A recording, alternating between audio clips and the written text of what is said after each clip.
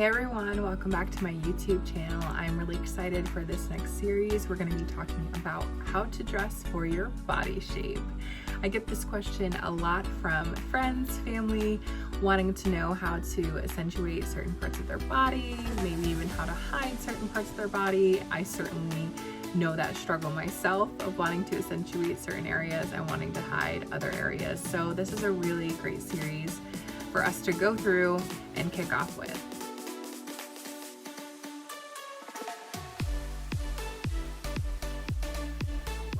So I'm going to be breaking up the how to dress for your body shape by your body shape. So today we're going to be talking about inverted triangle body shapes, and you will know if you have this body shape based off of your measurements. So if you measure the circumference of your shoulders, and if that measurement is bigger than your waist or your hips, then you have this body shape. If you don't have the ability to measure it, you also could just kind of, eyeball it, looking at your mirror and deciding, hey, do I think that my shoulders are wider than my waist or hips? Yeah, probably. Okay, then I probably have this body shape. And that's going to be the best way for you to determine it if you don't have the ability to measure it. So with that said, we're going to dive right into the things that you will want to definitely add to your wardrobe if they're not already in there, and things that maybe you might want to think twice about wearing, and maybe even how to style it. We're also going to talk about who your style icons are, who you can look to in the celebrity realm as far as what to wear, how to get outfit inspiration, and also how to transition your wardrobe. So let's get started. So as I mentioned, you have this body shape if the circumference of your shoulders is bigger than your waist and your hips. The objective for this body shape when getting dressed and when picking out clothes is going to be to focus on balancing your bottom half with your upper half, right? So because your upper half is bigger than your bottom half, you want to balance it out. You want to give yourself the illusion of a figure 8 body, even if you don't have one, and you can definitely do that with clothes. That's the good news. So the styles that you will want to embrace is for a neckline, when you're looking at necklines, to wear a V-neck, a scoop neck, a halter top, especially a high neck halter top. Those are going to be really aesthetically pleasing for this shape. Still within the family of tops, strapless, asymmetrical, or empire waist is going to be really great for you. Pants, flare or wide leg pants are going to be your best friend. Pants with big pockets or embellishments, those are going to be stuff that you totally can rock and embrace. When it comes to skirts and dresses, wrap, A-line, or empire are going to be your go-to stuff. So there's a lot of great wrap and A-line dresses. They're always my favorite to wear, even though I don't have this body shape. They're really something that works on most body shapes. So you can definitely embrace that. And then empire waist, if you're not sure what that is, but if you've seen Bridgerton or you're familiar with that era of style, a lot of them had empire waist. So what that means is that the seam of what you're wearing of the garment, whether it's a top, a dress, a skirt, comes right below your bust, right? And that is just really flattering for people with this body shape especially. So styles that you might want to think twice about, and I say think twice about rather than you can never do them, because I don't ever want to say that you can never do a certain style. There are people who have a certain body shape who are able to rock something that maybe they ordinarily wouldn't be able to rock given their body shape, right? We all have different styles. Even if we line up a bunch of women who have the inverted triangle body shape, they're still going to look different, right? In the weight that they have and the height that they have, all of that. So I say think twice about it because they're going to be a little bit more difficult because they're not really balancing out your bottom half with your top half, but it doesn't mean that you can't still love them and find some way to wear them. If you put it on and you feel confident and you feel great, that is the surefire test to know if what you're wearing is good for you. Always go with that test first. So things to think twice about when we're talking about sleeves, again, because your top half is bigger than your bottom half, it you do want to think twice about wearing cap sleeves, shoulder pads, puff sleeves, embellishments on the shoulder or even on the bust, a horizontal line tee, and off the shoulder top, because again, all of these tops are pointing the direction at your shoulders, which are already your biggest part of your body. So if you're drawing attention there, you're adding extra inches on, right? If you have a puff sleeve, you're adding more inches on, you're creating the illusion for it to be even bigger. And so you're not really balancing out your bottom half with it.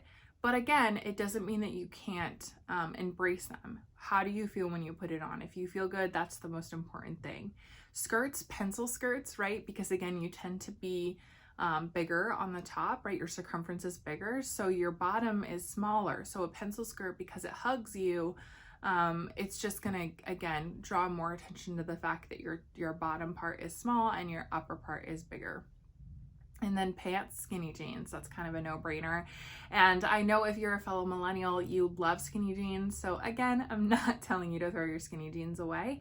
Just think twice about how you style them. And again, put it on. If you feel fabulous, that is the only thing that matters.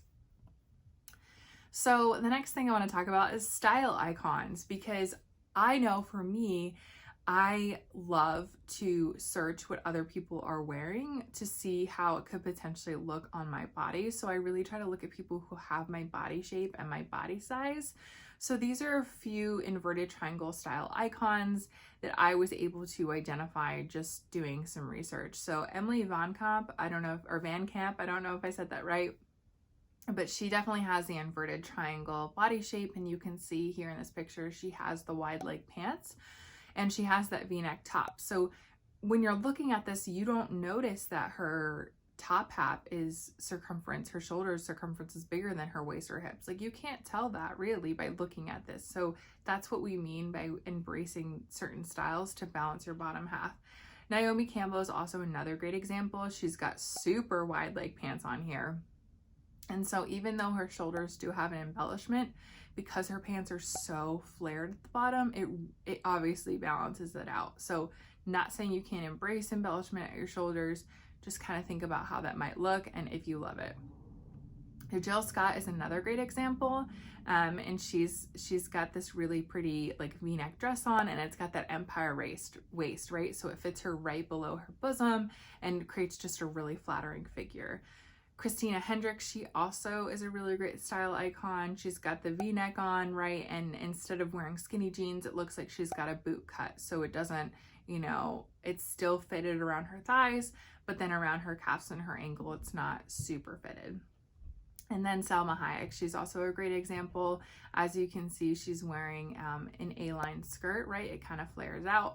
So another great example of balancing your bottom with your top and creating that figure 8 appearance. Now we're going to talk about the styles to think twice about, and I've showcased your style icons again in some styles that I may have warned you against, simply because it's good to see that you can still break the rules. It goes back to how do you feel in it and what are we doing when we break the rules, right? So just to remind you guys, the styles that I mentioned to think twice about are the cap sleeves, the shoulder pads, the puff sleeves, embellishment on your shoulders or your bust, horizontal line tee, and off the shoulder tops. So when we look at Emily, she's got the cap sleeves, right? But it still looks really great on her because they're a little bit higher up of a cap sleeve. So again, that's kind of the way that her body shape was able to get away with the style without drawing a ton of attention upwards. Another great thing is she has the V-neck, and so it's not like super top heavy with fabric, and then her bottom part is still that wrap skirt, so it kind of creates the illusion of bottom curves. So that's the way she was able to pull off this style while still flattering her shape. Salma, she obviously has like stripes and a little bit of puff on her sleeves, and she's got a pencil skirt, which is also something to think twice about, but it looks really fabulous on her. It looks really great. She's got a chunky shoe on, which I think is really part of what helps her balance this look out. If she had a really thin shoe, then it would be a little tougher to pull off. And then her top does have a V-neck, so it is again, breaks up the top part so it doesn't look like so much fabric. And it's really flattering. She looks fabulous. Naomi, she does have puff sleeves and skinny jeans on, which we said were stuff to think twice about, but her top, it does have a V-neck, which really, again, helps to break it up. And yeah, it's just, you can tell that she looks bigger on the top than on the bottom. So she's not hiding her body shape here. She's not necessarily balancing it out, but she feels good. She feels confident. She's, you know, was a picture probably taken on the streets. She's headed to an appointment, who knows what, but she still looks great. So again, how do you feel? That's all that matters. And then Christina, she also has some embellishment on her shoulder. She's got like puff sleeves. She's got a lot going on there, but she does have more of an appearance of the empire waist slightly, even though the belt is slightly below an empire waist, because of the way the style is with the ruching just underneath her bust. That kind of helps give the illusion slightly of the empire waist. Also, if you notice, the bottom part of her dress is kind of like a pencil skirt, but it flares out at the bottom.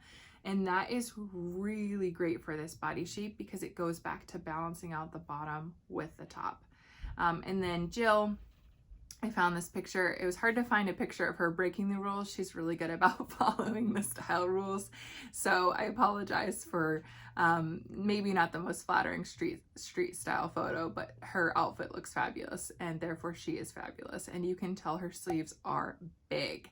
And her pants are also big, right? You can start to see that they flare out at the bottom. Unfortunately, the picture cut off, so we couldn't see the rest of it, but I guarantee it just continues to flare, which kind of reminds me, it's a little reminiscent of what we saw Naomi wearing a couple slides ago with the embellishment on the sleeves, but then also wearing really wide leg pants.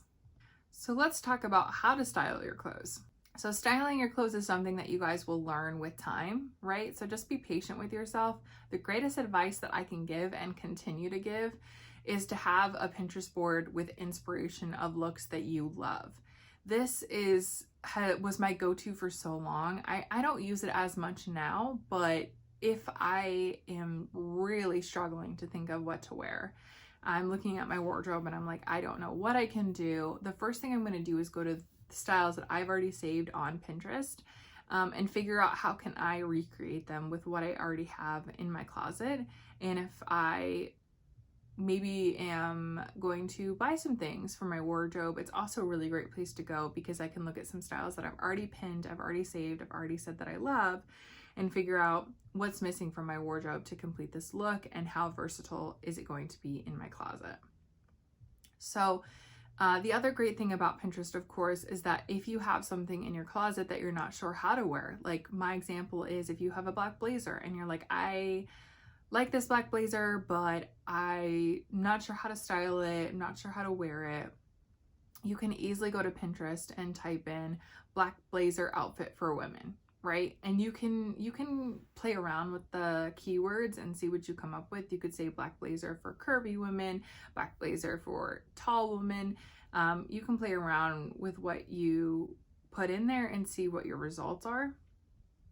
I will say that sometimes you'll put something in and of course you won't get very good results, and that just has to go back to the content that's actually available, and also of course like keywords that pinners have used when uploading their pins.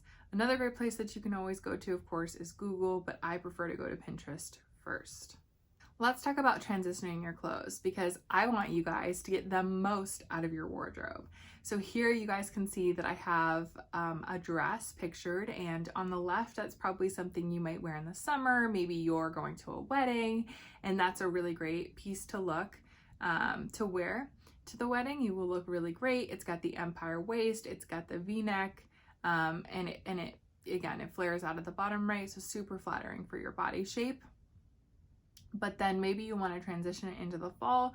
You can easily add something like a leather jacket, some tights, some boots, and now you've got something that you can wear in the fall. So I want you guys to not only know how to dress for your body type, but also know how to get style inspiration. Remember, look at your icons, go to Pinterest, start a style board, and also learn how to transition your clothes, because it's only going to expand the pieces that you have all year round.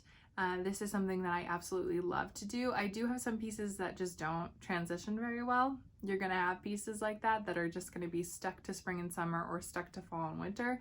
But some pieces are gonna transition. And if you are one of the many people who live in an area that only has 1 or 2 seasons, like hot and rain, looking at you, Florida, you obviously wouldn't need to probably transition your pieces, right? Like, you don't need a leather jacket and boots. So you guys obviously know what you need given where you live and what makes sense for you. I hope you guys liked this episode. Thanks for hitting play. Don't forget to hit like as well and subscribe if you haven't yet. Also, please leave some comments, show me some love, let me know what you guys want to see, and I'd be happy to create those videos for you. Until next time, ciao.